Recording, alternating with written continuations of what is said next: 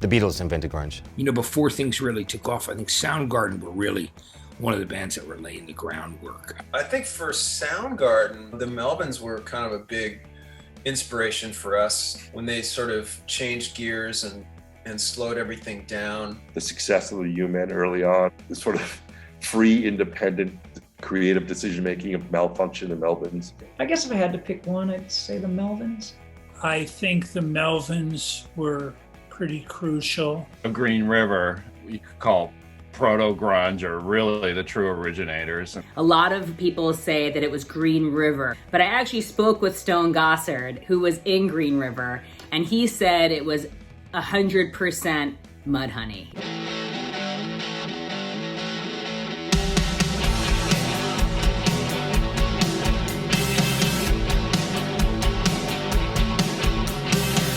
To ask who invented grunge is about the same as asking who invented heavy metal.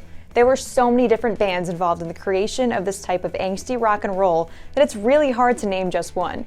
This year marks 30 years since some of the absolute biggest masterpieces in rock history came out. So we're going to spend a couple weeks examining how this little scene that started in Seattle ended up taking over the world. But first, we're going to go back to the beginning and take a closer look at the early contenders who helped lay the foundation for it. I think it was really an amalgamation, but the Melvins, absolutely, you could say that sounds so grungy. And how does Buzz Osborne feel about the Melvins' association to Seattle and grunge? I've been in California since 86, 87, Los Angeles since 93. Yet we're still lumped in with all of the Seattle stuff, which I think is kind of funny. We were a completely different thing outside of all of that, yet still we're kind of pushed into all of it as well, which I thought was kind of ironic. But I can understand why he feels that way. If I take a few steps back and observe and listen to these bands that have been lumped together over the years, I can understand why any number of them don't understand why they get lumped together. But the facts are what they are, and his band was incredibly influential. But the Melvins were doing this other thing. They were really fast. They're the fastest band in the area, and they became the slowest band in the area overnight. Those bands saw something in us because they came out of punk rock as well. Despite their move away from the scene, Melvins were later cited by several of the Seattle bands as an inspiration, primarily because of the way they blended different styles of rock and heavy music together into a new sound of its own. I think that it is a moment in time where there was a crossroads of genres. So it was when punk was meeting heavy metal, which was meeting classic rock. And it was this groundbreaking time where punk had to evolve, punk had to change. And there were these bands that were all happening at the same time in Seattle, whether it was the Melvins, The Living, it was 10 Minute Warning. The Melvins taking a lot of the punk rock of the time, and they were the first band to really slow it down and make it heavy. I heard a sound in my head that was different than what I'd heard before. A lot of it was at a slower pace, but I wanted to do it in a little different, more of a metal kind of way, sort of. Although I didn't want all the trappings of heavy metal either. I wanted kind of a hybrid of the whole thing. My musical instincts were correct at the time, even though it took a long time for people to kind of pick up on that. While Motley Crue and other Aquanet-infused Los Angeles bands were beginning to dominate the rock charts, Melvins and their contemporaries were combining influences from Led Zeppelin to Black Flag and setting the precedent for this punk rock metal fusion that would eventually take over. Other groups that were making a similar sound? The U-Men from Seattle, they were probably my favorite band. I liked Malfunction a great deal. They were always really funny, good players. Malfunction was unabashed about their interests, and he's got long blonde hair and he's wearing makeup and he's playing bass, but it's super heavy and distorted, but he's singing with this kind of comical, effeminate, tone and strutting around stage. And they may have been the band that said, these guys are, said to everybody else, these guys are having fun. They're not about the rules. They're making their own rules. Grunt Truck is a band that is near and dear to my heart. There were a lot of bands. I don't know if you could say that they got lost in the shuffle, but at a certain point, there were so many artists I was really aware of this band called the Wipers from Portland. I thought they had this amazing melodic sense, but they were really garagey and rough sounding, and they just incorporated everything I loved about the music scene up here. And Screaming Trees were around as an indie band early on as well, and their style had changed a bit, but Screaming Trees were another example of what was happening. There's another band I should mention, Bam Bam, that I played with very briefly, that were one of the original kind of grunge bands, rock bands, with an amazing singer, Tina Bell, who always deserves credit. Continually, it is really, really hard in the rock arena for female artists to get their due respect for their contribution to the music scene, and Seattle is no exception. From Karaoke, from Hammerbox and Goodness, The Gits, Mia Zapata, and Hole.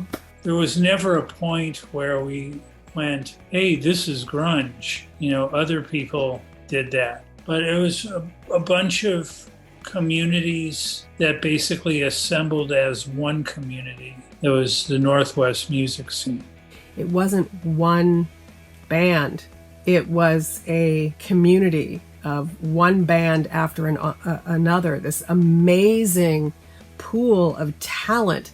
And band members were moving from band to band, and you could start recognizing certain guitarists and certain vocalists. Even though there are different styles, they all kind of came together to create this, scene. There was a sound, and it wasn't a band. It was just the sound of all those bands were making. It had a certain color that was very Seattle. And for a good half of the year or more, the primary color here is gray. Now that you've heard a couple of the names that were part of the scene, let's talk about why Green River were so important. Mark Arm formed Green River in 1984 with Steve Turner, Alex Vincent, and two names that might really ring a bell, Jeff Ammon and Stone Gossard. Named after Washington's infamous serial killer, the Green River Killer, the band made a name for themselves by playing high-energy shows that often consisted of Arm rolling around on stage or jumping off. Green River kind of sprung up from a long-standing friendship between Mark Arm and Bruce. They were a killer band. I admit the first few times that I saw them, they didn't blow me away as much as this record release show that they performed for Dry as a Bone, which was the first EP that Sub Pop put out. That show is, to this day, blows my mind thinking about it. It's just one of those perfect shows. Green River and Mudhoney, I think part of that is one person, that's Mark Arm. He was very, very influential just as a scenester, just really kind of gelling the whole thing and bringing people together. With Green River especially, he kind of started some of the early stage antics of, jumping off the stage, and people elsewhere that didn't know anything about the scene per se would see these photographs and then be like, oh wow, I want to be a part of that. Or they released an EP on Sub Pop, and the label was elated to have their own household band, until later that year when they broke up because they couldn't see eye to eye anymore. Fortunately, Arm formed Mudhoney the following year, and the single Touch Me I'm Sick off the EP Super Fuzz Big Muff was a big success for Sub Pop, and the distorted nature of the track and the chaotic energy of their live show would have a huge influence on what was to come from other bands in the area. Even Mudhoney doesn't get talked about as much as they should in relationship to, where the scene went and how big, because they were really the originators of the whole term grunge. Their first single had a picture of Bruce Pavitt's toilet on the cover, so Touch Me I'm Sick, that I took. But I think although Mudhoney was of course a pioneer of grunge, if you go back and listen to all those bands, you can hear in every single one of them sort of the blueprints for what would become grunge. Another band that came out of the dissolution of Green River was Mother Love Bone. Jeff Ammon and Stone Gossard teamed up with singer Andrew Wood, who was known as Landrew of the Eccentric Malfunction. But they came a few years after the next band we're going to focus on, so we'll come back to them a little later. So by now, we know that the pioneers of the Seattle grunge scene were playing punk-infused, metal-inspired, raucous rock and roll.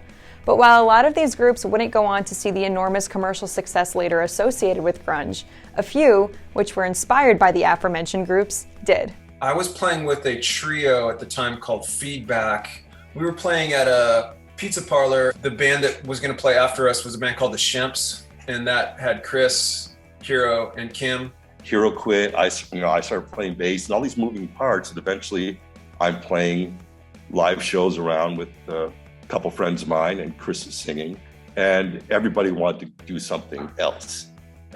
Except for the guy who started that band. Everyone wanted to write music and start something that's more original, more inventive, more creative. And we eventually did that. Chris moved in with Hero. They started jamming together. They started looking for guitars to play with. They got their rhythm section really strong. They weren't meeting a lot of people who were of their caliber and ability that also had their interests. So they talked me into coming by and jamming, and it immediately connected. We were so happy and enthused by the first two jams that we had. Nothing had been so easy, creatively and natural. One thing I do remember about that first time seeing those guys play was hearing Chris sing. His voice completely filled the room. He had an amazing stage presence, but we were all kids at that time. So when I was playing my set with Feedback, Chris was watching me. Like, he was just like totally eyeballing the drummer. And eventually I was neighbors with Kim, and I would go see Soundgarden play before I joined, like in 85. And I always thought they were just the best band in Seattle. Ben McMillan, he tipped me off to this band.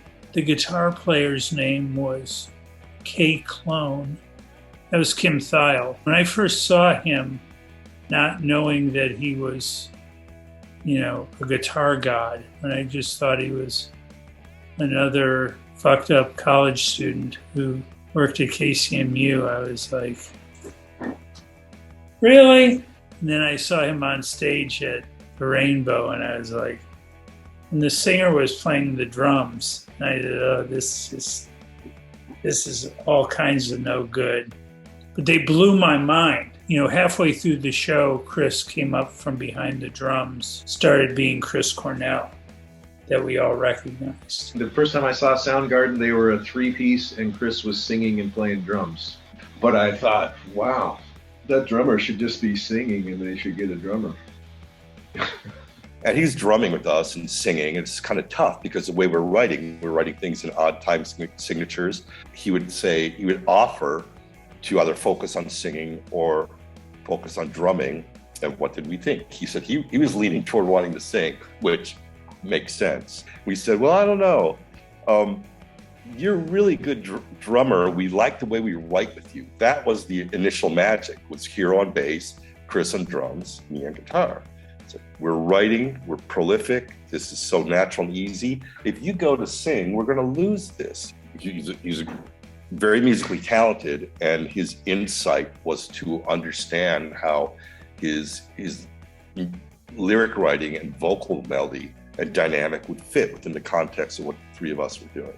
I remember him not speaking to the crowd for like a good year or two, like when I first joined. The way that he would perform back then is he sort of went into this trance. When I would watch those guys before I joined, I was just really mesmerized by the way Chris would just sort of like turn into this shaman kind of dude, Eventually he became more comfortable with an audience. And I just think he was naturally a really shy person, believe it or not. But the thing that was so amazing is that he was kind of a gawky, awkward guy who was totally possessed. And this voice comes out of him. It was like Linda Blair in The Exorcist. And I walked up to the stage, the front of the stage. I introduced myself and pretty well committed myself to putting out a Soundgarden record. I didn't really know how to. I had done a lot of concert promoting, so I met a lot of musicians that way, one of which was Soundgarden. Soundgarden had a very melodic, hypnotic sound. They were at a point where they had they had made a demo tape, a cassette tape. That was in late 85, early 86. Through that, Chris and I started a relationship, and there also was the beginning of a more coalesced Sub Pop Records. Sub Pop had existed for a long time. It was an underground tape series that Bruce Pavitt had curated for years. It's Bruce Pavitt who had Sub Pop magazine. He was writing and reviewing local bands, and he was drawing attention to bands that he liked. He was drawing attention to what he saw as he was drawing attention to the scene that he thought had a unique and distinct identity apart from what was going on in the rest of the country. I had heard Bruce's name around for a while. I was a fan of his writing. We just started to see each other more and more at the same shows, and I had an idea of doing a record label, and he had already had one. It started to become more formal, and they were ready to put some records out, so Soundgarden became one of their first records. Soundgarden released their debut single Hunted Down through Sub Pop in 1987, followed by the Screaming Life EP later that year, and FOP in 1988. So with Soundgarden, I was just helping get the word out and make contacts for them. So it was really kind of by default. Chris and I had been seeing each other for some time at that point, and the more their profile grew, the more help they needed. So I just by default kept helping them. I didn't really have any intention of managing them because it just smacked of Spinal Tap, and that it wasn't a look I was going for. But eventually it all worked out. Soundgarden eventually moved on from Sub Pop and signed to SST Records in 1988, and through the label, they put out their debut album, Ultra Mega OK. This is about 88 now, and around that time I got introduced to Alice in Chains. The beginnings of Alice in Chains date back to the mid-'80s when Lane Staley and Jerry Cantrell met at a party in Seattle. The guitarist needed somewhere to live, so Staley invited him to room with him at the Music Bank, which was a rehearsal studio with a bunch of different rooms. Cantrell eventually began jamming with Sean Kinney and Mike Starr, and asked Staley to sing for them after seeing him perform with his band, Alice in Chains. Staley initially refused Cantrell's offer because he already had his own gig, but that fell apart soon after, so he accepted. They initially went under the moniker Diamond Lie. After a bit of time had passed, Staley phoned his former bandmate and asked for permission to take the name Alice in Chains for his new band. The Alice guys were hijinks hilarity, and they sort of lived the rock star lifestyle, even though they all lived in one of the guys' mom's rental house. It was more like the Monkees than a big rock star band. With Alice, I was already managing the other groups and Soundgarden, and my office mate was managing them. The guys and my office mate needed some help, and so my office mate suggested that, or Kelly, who was our other office mate, and I work with Alice.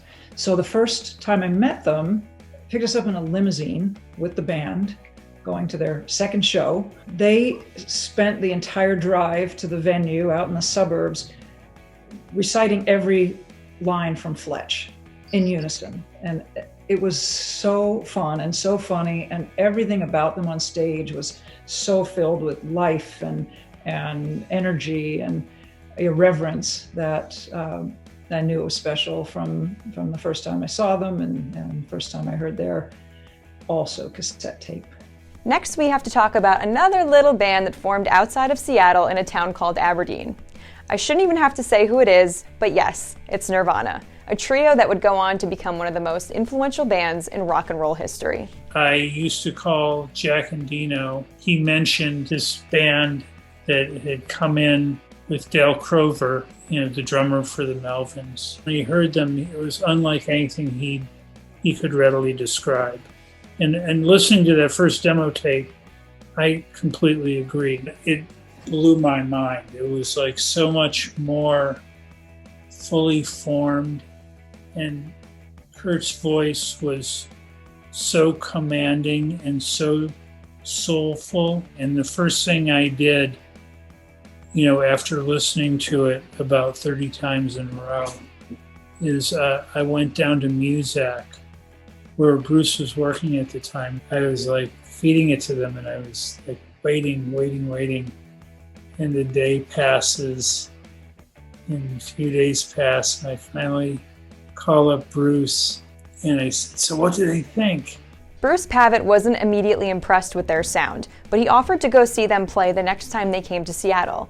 By this point, they had recruited Chad Channing on the drums, and Pavitt heard their potential through their cover of Shocking Blues' Love Buzz. It was when Bruce saw them play Love Buzz that he said, "Let's do a single with that band." And that was the first single that we did with the Sub Pop Singles Club. Kurt knew who I was before I knew who they were, just because they were coming up from Aberdeen a little bit later than, Mudhoney and Soundgarden, et cetera, were already fairly well established, at least in the local scene here.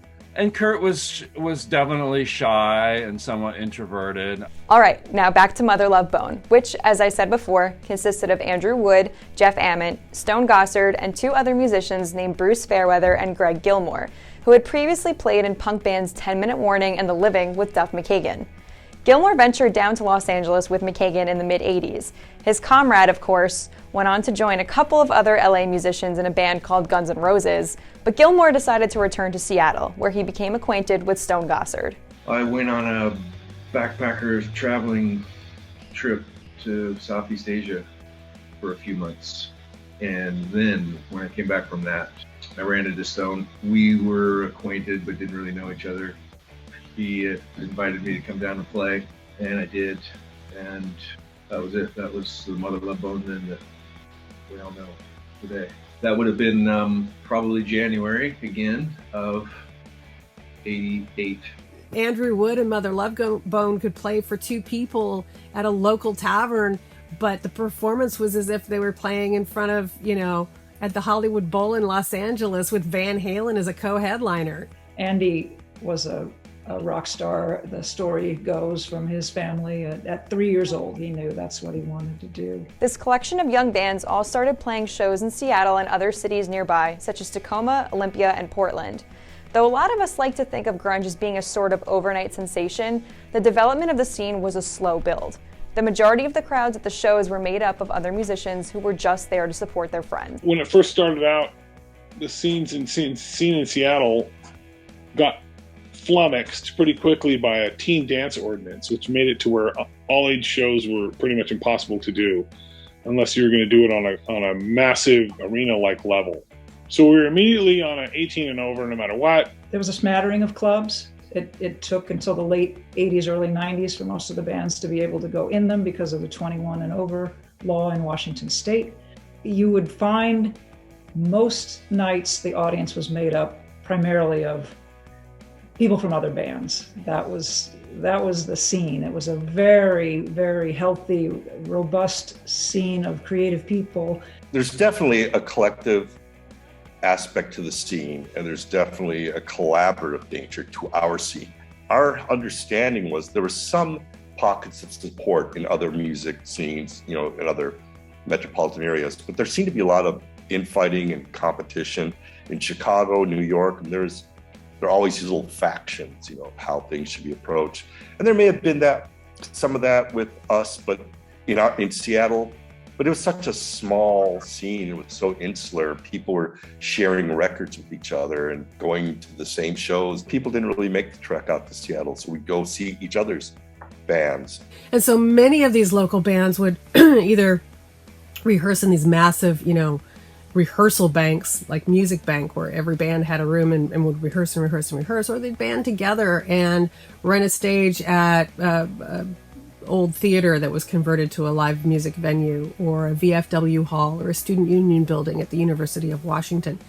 And so multiple bands would get in the habit of working together. A guitarist wasn't available to play that night, another band's guitarist would sit in, and that was the solidification of the Seattle music family, where we're all intertwined, and there is no one that was competitive over the other. There was a place that I used to book. I got a lot of the bands that would later become the Sub Pop bands and the happening Seattle bands. Their first tavern shows, they were all very small rooms. There really wasn't much of an audience then. Bands like us and Green River and Soundgarden could advertise for 3 months for shows that you wouldn't get 50 people at. At that time in the Pacific Northwest, there was not that many places to play. They all kind of had a pretty similar appreciation and enthusiasm for this type of rock music that a lot of bands were doing at that time. People used to be able to go and like buy a ticket to go to many different clubs in Seattle in one night and go see a bunch of different bands. And all those bands would just support each other. I mean, because it was their scene, it was very insular in that sense. They had to support each other because, I mean, literally, you know, they were not really accepted. Some of the records, of course, got out by those bands and got play in college radio. Well, when the bands first started playing, I mean, the scene was so small. You know, you would be lucky to get 50 to 100 of your friends out to a gig. So there was no real competition. It was very much supportive of each other. Pretty cooperative. I don't remember now really having any sense of competition. The stakes were not high enough. You know, it wasn't big enough for that. It was just nobody, it just wasn't part of what we were all doing together. You know, it kind of felt like everybody, that's a key word maybe. Everybody was in it together, sort of. So we have the beginnings of a music scene in Seattle. Now, where the did the word grunge come from? Bruce had noted in describing Dry as a Bone by Green River that it was ultra-loose grunge that destroyed the morals of a generation. But there was never a calculation that we had decided that this music is grunge. Little did Pavitt know that the copy that he wrote for that Green River promo would go on to become a major term in popular culture to categorize this style of music. Now, there's a lot of debate as to whether or not these particular artists rejected the term. So let's ask them how they felt about it. But grunge as a term, nobody liked that. Everyone thought, oh, this is a marketing thing. This is the way to file Seattle on a retail display in a record store. We thought that's it. But initially we just rejected the term like grunge. But eventually we all just came to embrace it. It was just an easy reference, especially if you're talking to your parents. What kind of music do you do? Grunge. Oh, like Pearl Jam or Nirvana? Yeah, like that. Oh, the term. I personally don't mind the term. If they like equate that term with, you know, with my bands and a music scene that I'm really proud to be a part of, then so be it, man. I know a lot of guys were sensitive to it when it first came out there. I guess that there was a need for a label from the industry, from the press. There was new wave, there was punk, you know, we're gonna label this other thing. And then it got picked up by, you know, the music industry at large. I think because of some of the irreverence that the band members naturally had, that there was, it just sort of slid off everybody's back. It wasn't a big deal. Well, at first they didn't like it, but everybody was growing so fast at that point. They had other things on their mind to think about. Yeah, at the time, it just was a funny made-up term. Ultimately, there wasn't a single band responsible for creating the grunge sound. Different bands were experimenting with punk, rock, and metal all at the same time, going to each other's shows and coming up with new ideas. It was angsty, it was raw, and it was real. Melvin's Green River and Mudhoney were some of the bands that laid the groundwork for later groups like Soundgarden, Nirvana, and Alice in Chains, but it's impossible to name just one as an innovator. In the next episode, we're going to dive more into the grunge sound and what made it and its key players different from previous generations of rock and roll.